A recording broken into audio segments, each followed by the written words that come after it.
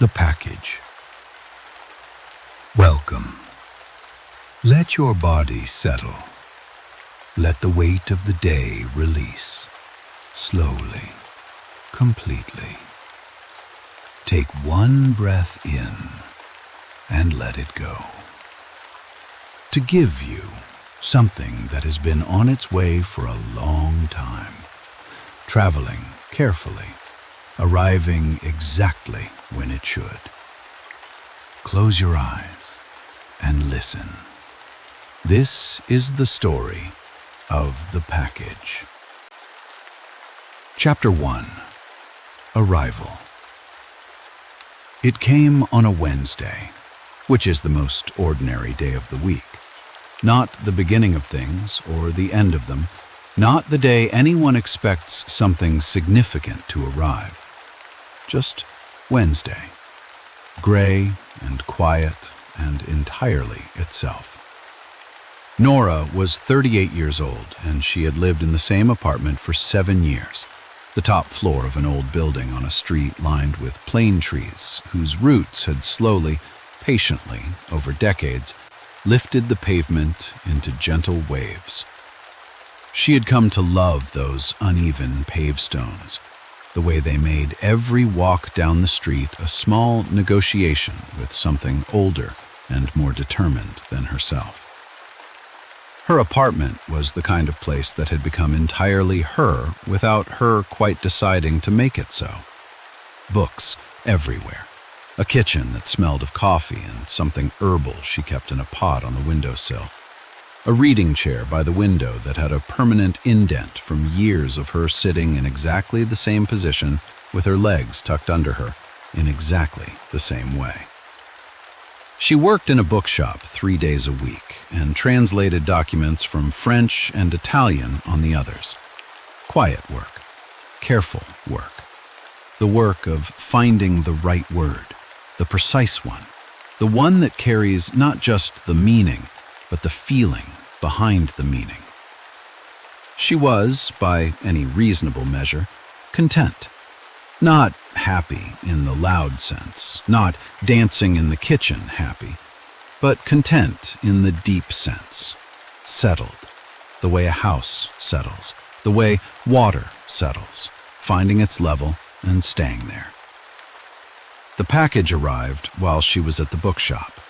She found the delivery notice when she came home and collected it from the building manager who kept things in a small room off the lobby.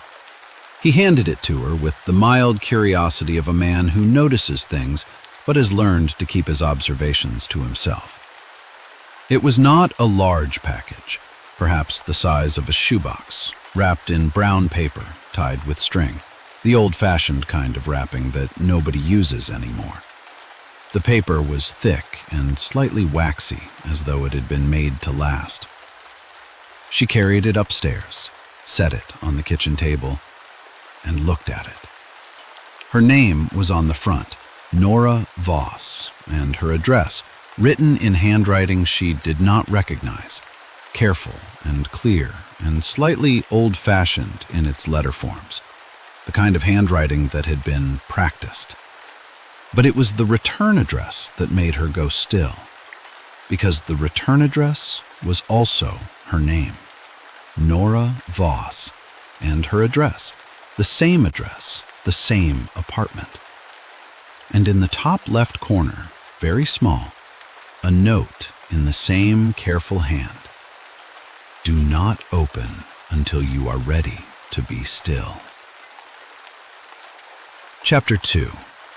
The Waiting. She did not open it that evening. Not because she wasn't curious, she was intensely curious, but because the instruction felt serious. Do not open until you are ready to be still. And she was not still that evening. She was the particular kind of not still that comes after a day of other people's needs and small decisions and the low-level noise of being out in the world. She made dinner, ate slowly, washed up, sat in the reading chair with a book she did not read. She looked at the package on the kitchen table from across the room. It sat there with the patience of something that has been traveling a long time and is not in a hurry now that it has arrived. She went to bed. She slept better than she had in weeks, which surprised her. She had half expected the mystery of the package to keep her awake, but instead, she slept deeply and dreamed of nothing she could remember, only a feeling when she woke, a warmth, like sunlight on the back of the hand. In the morning, she made coffee, slowly, the good kind, ground from beans she kept in a jar on the counter, brewed in the small pot her mother had given her years ago that made exactly 2 cups and no more. She sat at the kitchen table with her coffee and looked at the package. She was still. She was ready. She untied the string first, carefully, winding it around her fingers to keep it. Something told her to keep the string. Then she unwrapped the paper, slowly, fold by fold, the way you open something you want to remember opening. Inside the brown paper was a box, plain and pale, no markings. And inside the box, wrapped in tissue paper the color of old cream, several things. She lifted them out, one by one, and set them on the table. A notebook, small, its cover the soft green of lichen on stone, its pages blank. A letter, sealed with wax the color of amber, her name on the front in the same careful hand. A small glass bottle, stoppered with cork, containing what appeared to be dried flowers, pale and papery, their color almost entirely gone, but their shape preserved.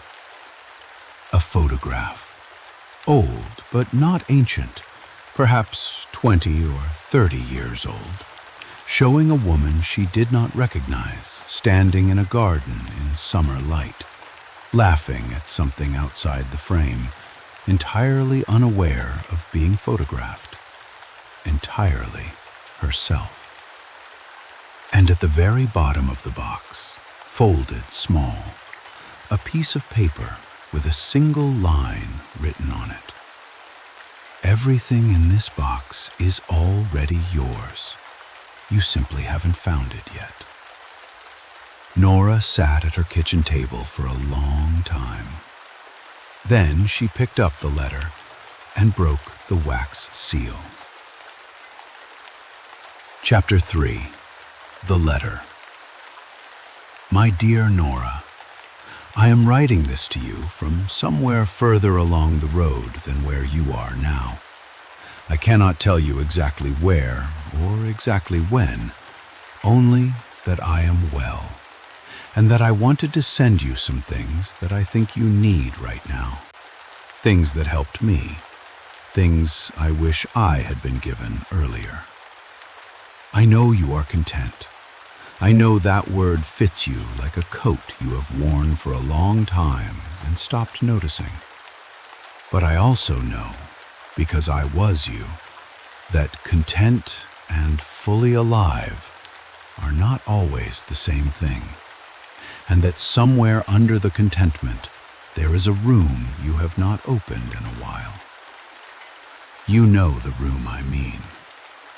I am not writing to tell you to open it. You will do that in your own time and your own way. I am writing to tell you that when you do, what you find inside will not be what you feared. It will be something much more ordinary and much more beautiful than fear. Let me tell you about the things in the box. The notebook is for writing the things you notice, not the important things, not the significant things, the small ones, the ones that happen in the corners of days and get lost in the general noise. The color of the light at 4 in the afternoon in November. The exact smell of the bookshop when the door opens on a cold morning. The way the plane trees look when the wind moves through them all at once. Write those things down. You will find that you notice more than you think, and that noticing is its own kind of joy. The bottle of flowers is from the garden of the house I lived in for 3 years. They are called ghost bells. I have never found them in any book or catalog, and I do not know their proper name, only that they bloom once in late summer and smell briefly of something impossible to describe. Something that is not a smell exactly, but a feeling, like the moment before something wonderful happens. I dried them carefully so they would keep. They will not smell of anything now. But hold the bottle in your hands and close your eyes, and something of it remains. Trust me on this. The photograph is of someone I want you to meet, but I cannot arrange that meeting, only suggest that it might happen. She is a painter who lives on the street with the lifted pavement. You have walked past her door 100 times without knowing. Her name is Iris, and she laughs exactly like that at everything that is genuinely funny, which is to say, at the real things, not the polite things. I think you will find each other when the time is right. And the notebook. I know I already mentioned the notebook, but I want to mention it again because it is the most important thing in the box. Not because of what you write in it, but because of the act of writing, of stopping, of saying, this moment is worth recording. This ordinary Wednesday with its gray light and its coffee and its strange package on the kitchen table is worth recording. Because it is. It is entirely worth recording. You are further along than you think, my dear. Further along and doing better than you know. With all the love I have learned to give myself, Nora. She read the letter twice. Then she set it down very carefully, the way you set down something that has changed the weight of things. She looked at the objects on the table, the green notebook, the bottle of ghost bells, the photograph of the laughing woman, the folded paper with its single line. Everything in this box is already yours. You simply haven't found it yet. She picked up the bottle first, held it in both hands, closed her eyes, and breathed. Chapter 4. The Ghost Bells. She held the bottle for a long time. The glass was cool against her palms at first, and then gradually warm, the warmth of her own hands returning to her. She could see nothing with her eyes closed, only the dark behind her eyelids and the particular quality of the morning light coming through that dark, red and shifting. She breathed slowly.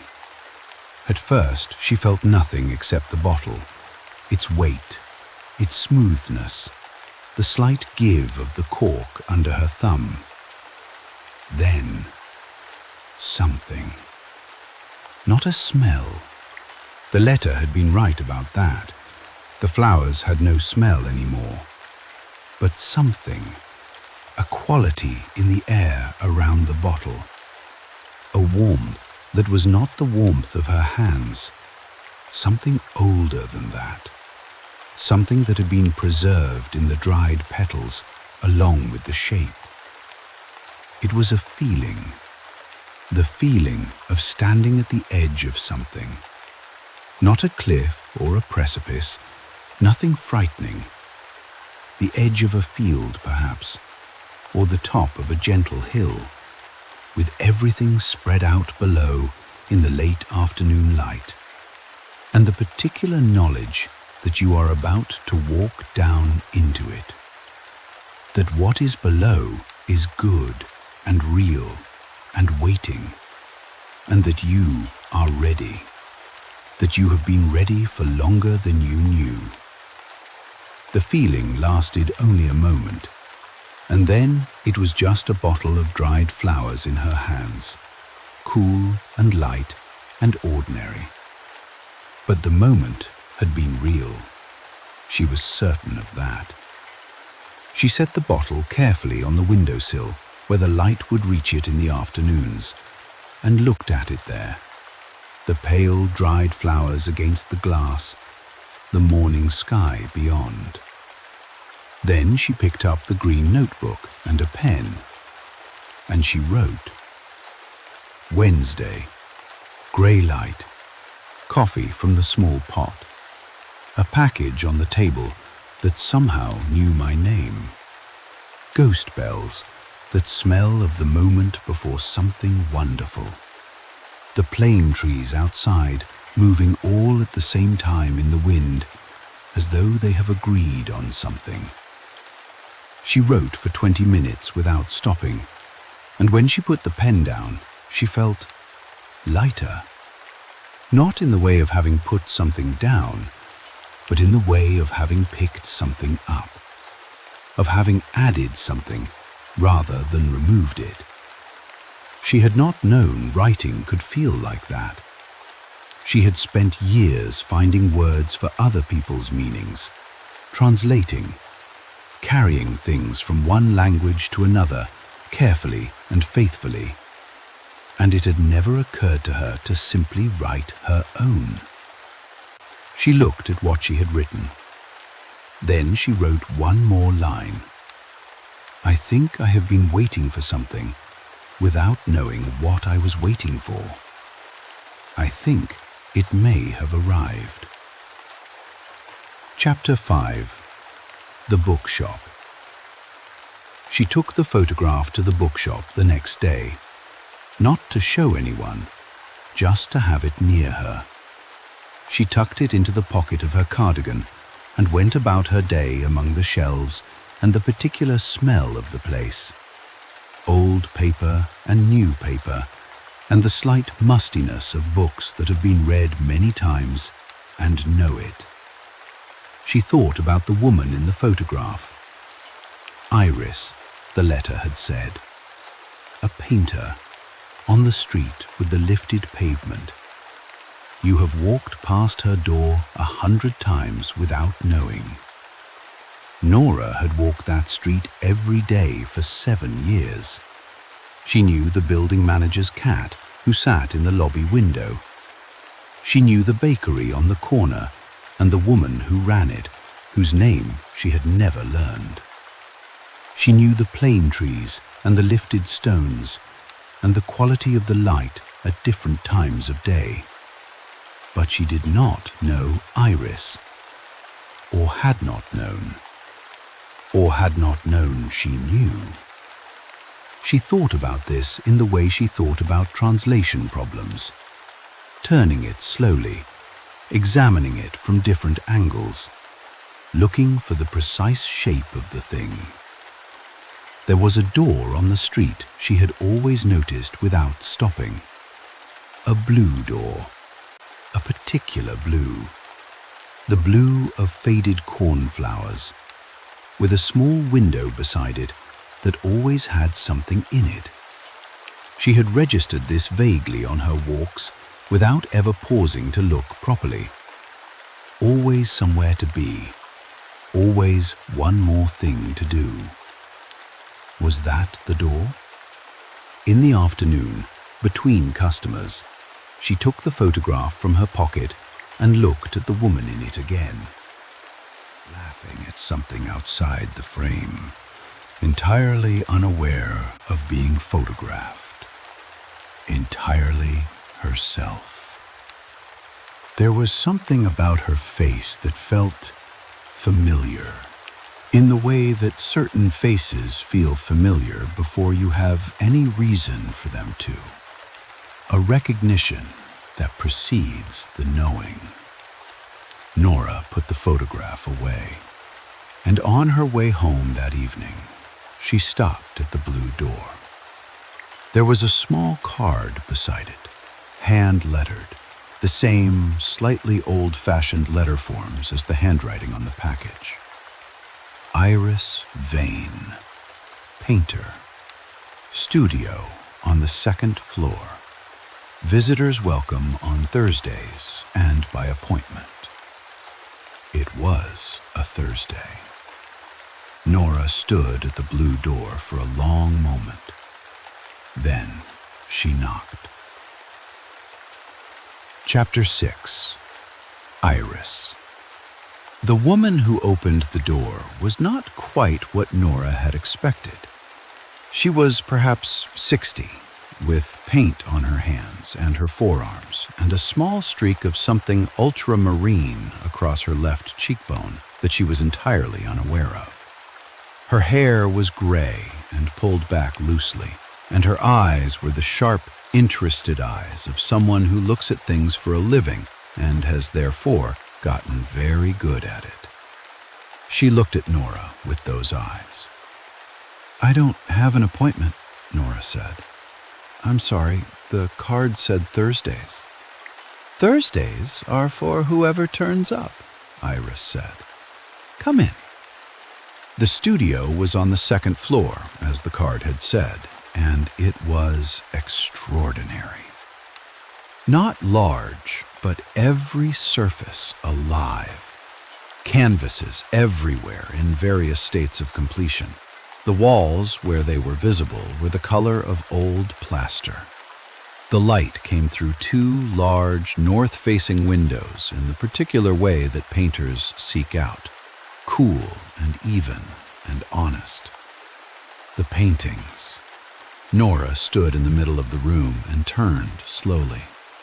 They were watercolors mostly, loose and luminous, the kind of painting that looks effortless and is the opposite of effortless. Each one was of a place she almost recognized. Almost, but not quite. A garden that was like every garden and no specific garden. A street that was like every old street. A window with light behind it that was like every window she had ever looked at from outside and felt the particular pull of warmth within. "You live on this street," Iris said. She was cleaning her hands on a cloth that had given up being clean some time ago. 7 years, Nora said. "I've seen you walk past," Iris said. "You look at the plane trees." "I've always liked them," Nora said. "I've painted them 40 times, Iris said. "They're never the same twice." She gestured at a chair near one of the windows, the comfortable gesture of someone who has had many people in this studio and has a practiced ease with strangers becoming less strange. Nora sat. "What brought you to the door today?" Iris asked, settling onto a paint-stained stool with the ease of long habit.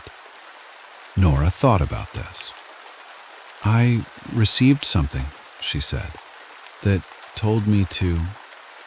Iris looked at her, those sharp, interested eyes, and nodded slowly, as though this were a completely ordinary reason. "Those are the best reasons," she said. Chapter 7. What Iris Knew. They talked for 2 hours. Nora had not talked like that in a long time. She had conversations, of course. She was not a solitary person. She had friends and colleagues and the easy, pleasant exchanges of a life lived among people. But this was different. This was the kind of talking where you say the real thing, where the conversation finds its own level quickly and stays there, where you do not have to work your way through the surface of things before arriving at the underneath. Iris asked questions the way she looked at things, with complete attention, without agenda, as though the answer genuinely mattered and she had all the time in the world to hear it. She asked Nora about her work, not what she did, but what she loved about it. And Nora found herself talking about the moment in translation when you find the precise word, the one that carries both meaning and feeling, and how that moment felt like a small door opening, a brief, bright view into the exact shape of someone else's thought. Iris listened and then said, "That is what I am trying to do with paint. Find the precise mark, the one that carries both what I see and what I feel about what I see. It is very difficult." "Yes," said Nora, "but when it works..." "When it works," Iris agreed. At some point, Iris made tea, strong and plain in large mismatched cups, and they sat with the north light coming through the windows and the sounds of the street below and the paintings on every wall. Nora took the photograph from her pocket. She hesitated for a moment and then set it on the work table between them. Iris looked at it. Her expression changed. Something moved across her face, a wave of something. Recognition, and something older than recognition. "Where did you get this?" she said. "It came in a package," Nora said. "A strange package, addressed to me, from me." Iris shook at her. "That's me," she said, 20 years ago, in my mother's garden." They looked at each other. "Whoever sent this," Iris said slowly, "knew we were going to meet." "Yes," said Nora, "before we had met." "Yes." Iris picked up the photograph, held it carefully, looked at her younger self, laughing at something outside the frame. "I remember that afternoon," she said. "My mother had said something funny and true at the same time, the best kind of funny." She set the photograph down. She died the following spring. They were quiet for a moment. "I'm sorry," Nora said. "She was remarkable," Iris said. "She used to say that the people we need find us eventually, that the world is small in the ways that matter." She looked at Nora. "I think she was right," she said. Chapter 8. The Notebook. Nora wrote in the notebook every morning after that. Not long entries, not elaborate ones, just the small things, the noticed things, the things that happened in the corners of days and got lost otherwise. The exact quality of the light on the first cold morning of October, the way it came in low and sideways and made everything it touched look like it had been carefully considered. The smell of the bookshop when a particular customer came in, a man who always bought poetry and smelled of wood smoke, and never said more than necessary, and always said exactly enough. The way Iris laughed, which was exactly like the photograph, and also completely different, because photographs cannot hold sound. The plane trees in wind, the ghost bells on the windowsill, catching the afternoon light, their dried petals translucent, the shadow they cast on the wall, a kind of writing. She found that the act of writing the small things made her see more small things, as though the notebook were a net and she were learning to cast it. And each morning when she sat down to write, she found more waiting than she had found the morning before. She began to understand what the letter had meant. Noticing is its own kind of joy. She had been noticing for years. She was a noticer by nature, a watcher, the person in the room who sees the detail others walk past.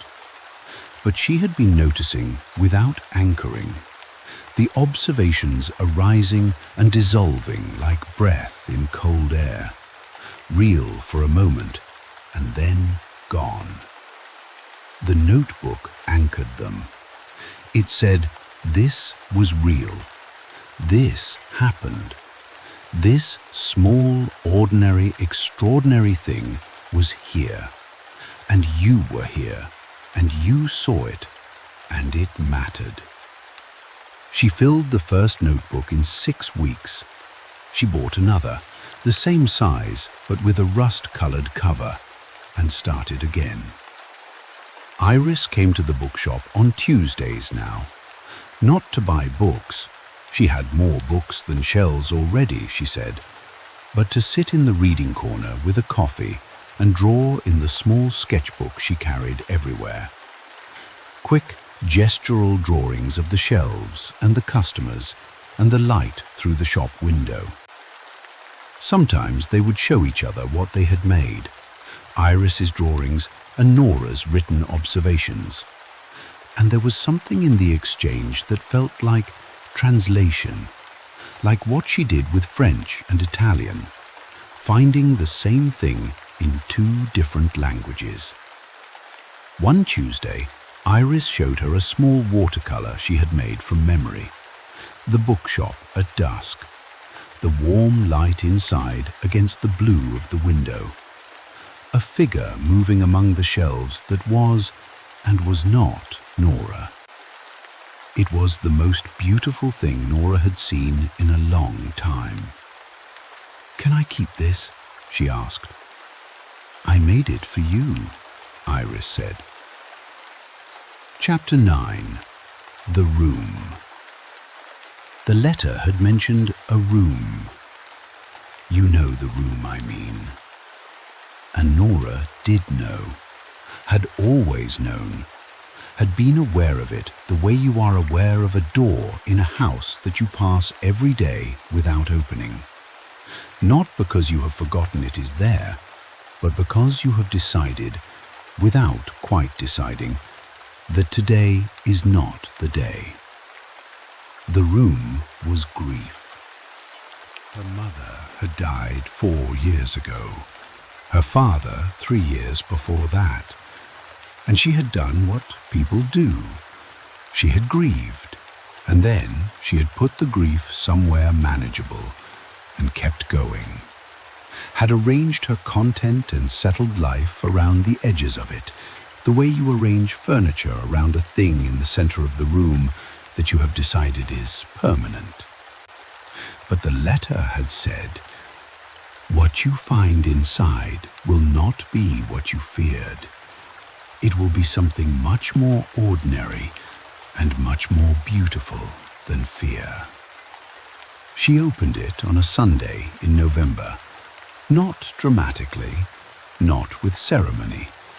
She simply woke up and made coffee and sat in the reading chair and let herself think about her mother. Really think, without managing it, without the careful distance she had kept. She thought about her mother's hands, the particular shape of them, the way she held a pen, the way she smoothed things, hair and tablecloths and the spines of books. A constant, gentle smoothing, as though the world needed to be calmed, and she was willing to do the calming. She thought about her father's voice, deep and slightly rough at the edges, the voice of someone who had spent years outdoors and the weather had gotten into it.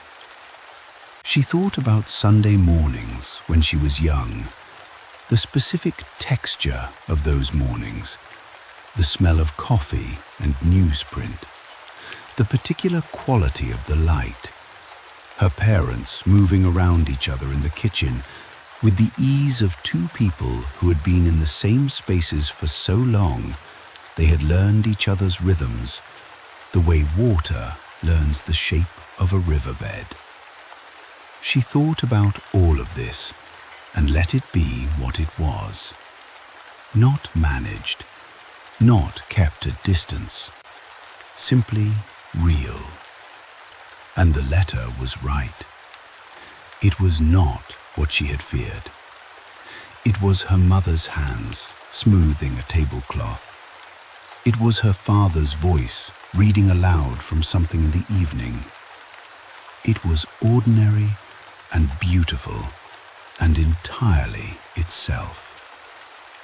It was love, wearing the clothes it wore now, which were different from before, but were still love. The sadness was there too, of course. It was the correct response to a real and enormous thing. But it did not have all the places. It had its place. And around it, filling the rest of the room, everything else. Chapter 10. What she wrote. That evening, she opened the green notebook and wrote for a long time. She wrote about her mother's hands and her father's voice, and Sunday mornings with newsprint and coffee. She wrote about the specific color of the cardigan her mother had worn for years until it became a kind of uniform, a faded red that was almost pink, almost the color of old roses.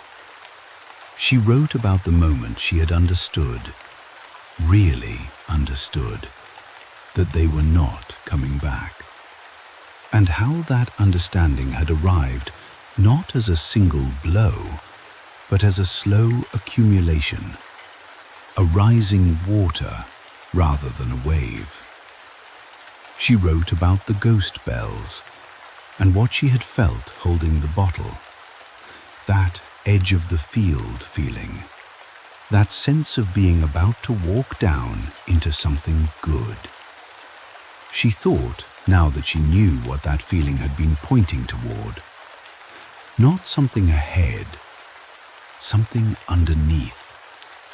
The love that had always been there, that had not gone anywhere, that was stored in her the way warmth is stored in stone, the way Eleanor's letters had stored the warmth of Vellum Street, the way the ghost bells in their bottle stored the feeling of a late summer afternoon in a garden she had never seen. She wrote, "My mother's hands smoothing a tablecloth were a kind of prayer. They were saying, everything is going to be all right. I believe her. Even now, I believe her." She put the pen down. She sat for a long time in the quiet of the apartment, the plane trees moving gently outside, the ghost bells on the windowsill, the watercolor Iris had painted propped against the wall, the warm, accumulated presence of 7 years of living here, carefully and well. She felt something she did not have a word for in English. She went looking in her other languages. In French, dépaysement was the feeling of being somewhere other than home. Its opposite, the feeling of being entirely home, had no name she knew. In Italian, there was abbraccio, embrace, but that was not quite it. She looked for a while, and then decided that some things were better without a name, that naming them pinned them down. And what she felt was not a pinned down thing, but a moving one, a living one. She picked up the pen again and wrote simply, "This, right now, this is what I was waiting for, and I did not know until it arrived." Chapter 11. The Package She Sent.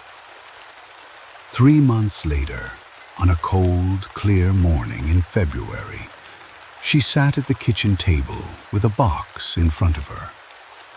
She had thought about this for a long time. She had thought about who to send it to and what to put in it. And she had arrived at an answer that surprised her with its simplicity. She was going to send it to herself. Not her future self, though perhaps that too in ways she couldn't predict, but to the version of herself that might need it at some point. The version that would be sitting at a table on some future Wednesday, content in the settled way, aware of the room she had not opened, waiting for something without knowing what. She wrapped a notebook first, a new one, its cover the blue of faded cornflowers, the blue of Iris's door. She wrapped the string from the original package, wound carefully around a small card on which she had written, "Keep the string." She folded a piece of paper and wrote on it, "Everything in this box is already yours. You simply haven't found it yet." She wrote a letter, long and careful, in handwriting she had been practicing for weeks. A slightly old-fashioned hand, the kind that had been taught and taken seriously. She wrote about the ghost bells and what they felt like to hold, about Iris and her laugh and her watercolors and the Tuesday mornings in the bookshop, about the room she had finally opened and what she had found inside. She wrote, "The sadness can have its place, but it does not get to have all the places." She wrote about noticing, about the notebook and how it anchored the small things, about the plane trees and the lifted pavement and the way the light came in on the first cold morning of October. She wrote, "You are further along than you think, further along and doing better than you know." She sealed the letter with wax, amber-colored, pressed with a small seal she had found in a market stall. The impression it left was a sprig of something she couldn't identify, some small branching plant. It looked enough like ghost bells for her purposes. She added one more thing to the box, a photograph. She had asked Iris to take it in the studio on a Tuesday, and Iris had caught her in a moment she hadn't known was being photographed, looking at one of the paintings, entirely unaware, entirely herself. She looked at the photograph before putting it in. She was laughing slightly at something in the painting, something only she could see, entirely herself. She put it in the box, folded the tissue paper over everything, closed the lid, wrote her name and address on the front, carefully in the practiced hand. And in the top left corner, very small, "Do not open until you are ready to be still." She tied the string, wrapped the brown paper, and sat for a moment with her hands on the package, feeling the particular completeness of a circle, the warmth of it, closing. And so things continued. On Vellum Street, and in the studio above the blue door, and in the bookshop with its old paper smell, and in the apartment at the top of the building where the plane trees could be seen from every window. The notebooks filled, rust and green, and then a deep blue one, and then a small yellow one for the pocket. Page after page of small, noticed things, the real things, the corner-of-the-day things that would have dissolved without the writing, and instead were kept, anchored, told that they mattered. Iris painted and laughed and came on Tuesdays, and occasionally said things that Nora wrote down immediately because they were too precisely true to risk forgetting. The ghost bells stood on the windowsill in their bottle, the afternoon light reaching them in different ways at different times of year, sometimes making them glow faintly, sometimes casting their shadow on the wall in the shape of something that looked like writing. And somewhere, traveling carefully in its brown paper wrapping with its string and its wax seal and its letter and its pressed flower and its photograph of a woman laughing entirely as herself, the package continued on its way to whoever needed it, to whoever was sitting at a kitchen table on some ordinary Wednesday, content in the settled way, aware of a room they had not opened, waiting without knowing what they were waiting for. It would arrive when it should. It always did. And now, here in the dark where you are, I want to ask you something gently. Is there something in this box for you? Not a literal box, but the feeling of the box, the sense of something being offered that was always already yours. Maybe it is permission to write the small things down, to say this Wednesday with its gray light and its coffee and its ordinary beauty is worth recording. Maybe it is the ghost bells, the feeling of standing at the edge of a field with everything spread out below in the late afternoon light, knowing you are ready to walk down into it. Maybe it is a door you have been walking past. Maybe it is a room not frightening. I promise you that. What is inside is something much more ordinary and much more beautiful than fear. You are further along than you think. The love that has been given to you is stored in you, warm and permanent, the way warmth is stored in stone, the way the ghost bells stored the feeling of a late summer afternoon. It has not gone anywhere. It is right there, where it has always been, waiting quietly, the way good things wait, the way packages wait, the way the world waits to be noticed and loved. Sleep now. You are loved, quietly, completely, exactly as you are. And that is everything. Good night.